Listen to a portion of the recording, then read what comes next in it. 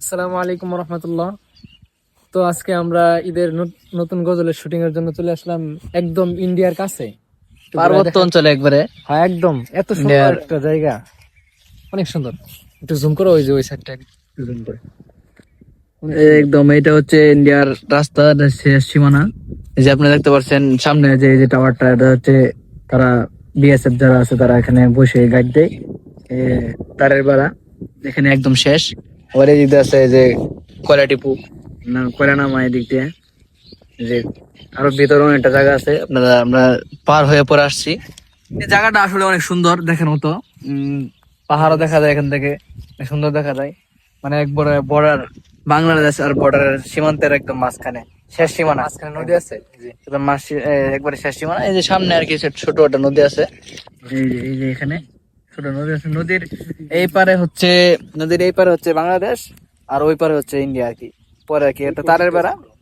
আর ওই সাইডে আছে যে একটু কত বড় সুন্দর। পাহাড় দেখা যায়, সুন্দর। আবার এই যে এটা হচ্ছে বাংলাদেশের বিজিবি চেকপোস্ট, এখানে বিজিবিরা বসে আছে। আর সামনে দেখা যাচ্ছে গেট, এদিক দিয়ে রাস্তা, সোজা দিক দিয়ে ভিতরে ইন্ডিয়ার ভিতরে প্রবেশ করতে হয়।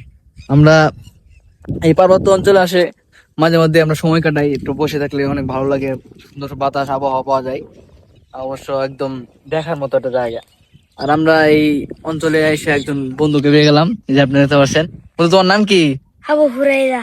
আর কি বড়, কোন ক্লাসে বড়? হ্যাঁ, কোন ক্লাসে বড়? সি। ক্লাস 3-তে? তোমার বাসা কই নেই? হ্যাঁ। এই যে আমাদের এক বন্ধুর সাথে দেখা হয়ে গেল, এই এলাকারই। তারে বলছে আমাদের সাথে থাকতে, উনি বলতেছে হ্যাঁ আমাদের সাথে থাকবে, একটু আমাদেরকে সময় দিবে।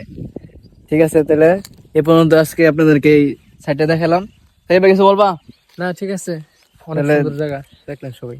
জি, ইনশাল্লাহ দোয়া আজকে করবেন। আর সবাই আমাদের নবীন সুরের ছোঁয়া চ্যানেলের মধ্যে চোখ রাখবেন।